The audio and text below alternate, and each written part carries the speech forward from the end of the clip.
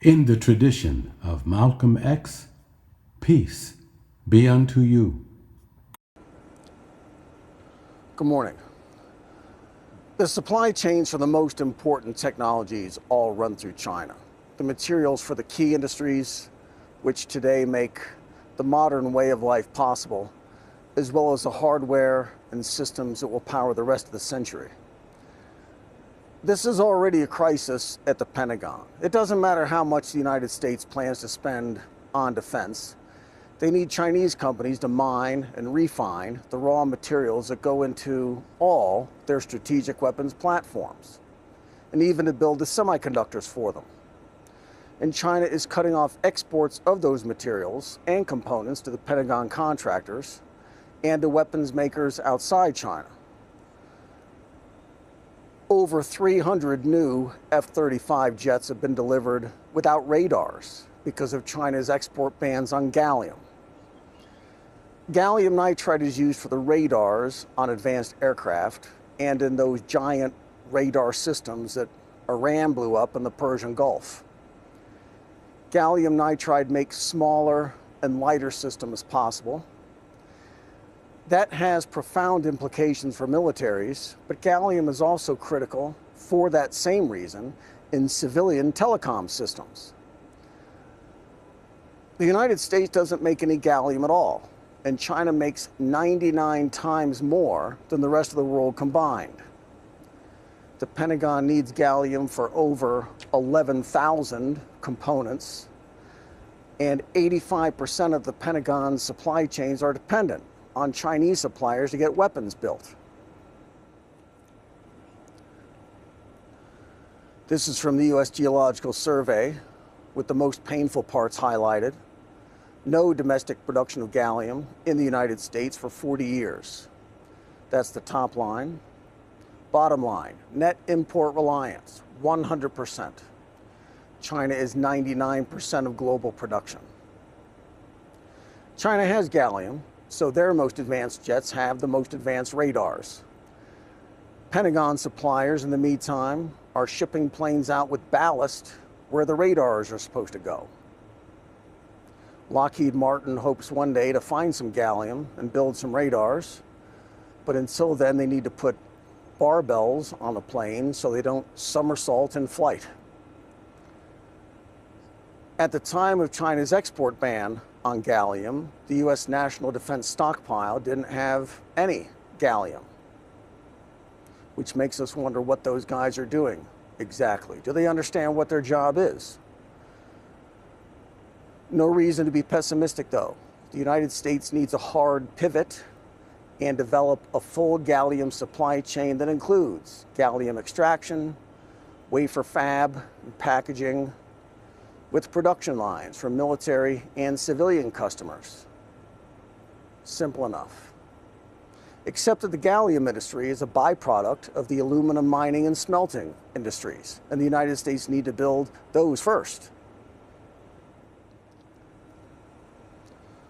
So let's assume that not much is likely to happen anytime soon in NATO countries to dislodge China and their monopolies on gallium. Obviously, that's a problem for the Pentagon and those Air Force pilots who are flying planes with no radars on them. But those monopolies mean that Chinese researchers can get busy on 6G before anyone else. The Number 55 Research Institute is under U.S. sanction. They just developed a revolutionary gallium semiconductor for 6G and is producing 5 million of them to build smart terminals for a space, air, ground integrated network. These chips are for industrial applications, 6G communications, commercial space launches, satellites, emergency response. The low altitude economy is heavy drones used for everything: air cargo, mining, construction, passenger transport. The chips will also be used in high-end phones, especially in areas where land-based cellular signals haven't yet been built. And now there is no hurry to be. Users can simply be direct to 6G satellite. The commercial and industrial applications are the most important difference between 5G and 6G. 5G is adequate for household and personal users. 6G presents a quantum leap in speed and latency over 5G, which is a boon to industry, especially the industries that China also has major advantages in. Chinese companies are way ahead in local industrial level deployment of private 5G systems. This is a huge industry here. Private telecom networks for warehouses and logistics nodes, factory zones and mines. The differences in speed are at orders of magnitude higher for 6G, thousands of times faster. And 6G allows for rollouts to areas that are not being served at all currently. This part's important. 6G networks have not yet been standardized across the world. Global protocols have not yet been established because the systems have not yet been built. But China is building them, and so China will define those standards.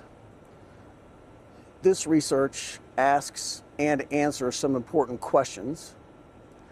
5G seems to be just fine for doing what users need, so why bother building 6G? And here again, it is in business, in an industry where the demand will be. Breakthroughs in sensing, imaging, precision positioning. These are industries China recently took over.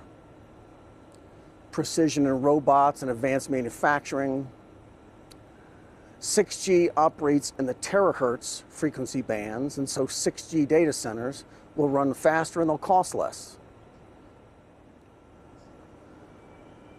This is to say that the industrial side will be where all the demand is for these 6G technologies. Downloading a 21 terabyte sized file would take 5 hours on the fastest 5G networks and just 18 seconds on a 6G. Going back to this, 6G systems allow for downloading 200 films a second, and there is little demand for that speed, today at least, from individual consumers. The demand is from industry, where money is no object to build data centers, for example. Capital expenditures for 6G are already ramping up, but Ericsson is going to hit the same ceiling that they're already at on 5G. They need gallium from China, and the success of 6G will be on tangible use cases from the industrial side, and those run through China too.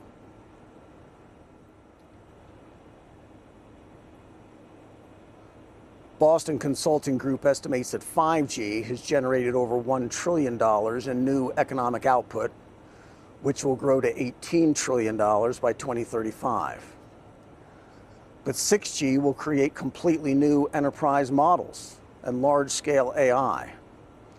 6G will transform manufacturing, cities, healthcare, and public safety. BCG urges that governments and industry come together and establish standards for radio frequency spectra and infrastructure planning and build-outs. The Trump administration acknowledges that 6G is foundational to the national security of the United States, foreign policy, and economic prosperity. And it is the policy of the United States to lead the world in 6G. President Trump orders consultations and research to figure out the radio spectrum problem and get busy on commercial applications. Also to get the State Department working with friendly countries that support the U.S. position that the United States should be in charge of 6G. The problem, of course, is that the United States cannot do any of that because it cannot build anything for 6G until the mining and refining problems are solved to get the raw materials, and then thousands of scientists and engineers trained and applying the technology to build out the 6G. Chinese scientists and engineers are doing that. This is from Matter, a cell-pressed journal, and nobody in my group understood a single word of this. We do appreciate it when you guys send us these things, but unless you put an English translation on them, it's not very helpful. Fortunately, interesting engineering was there to help us this time. It's a photonic engine that uses white light to transmit data, which can power intelligent 6G networks. Conventional light communications can only operate in small areas, but this new technology works over 1 kilometer. Here is another one, and here again we needed IE to make sense of it for us. This Chinese group built the world's first all-frequency 6G chip.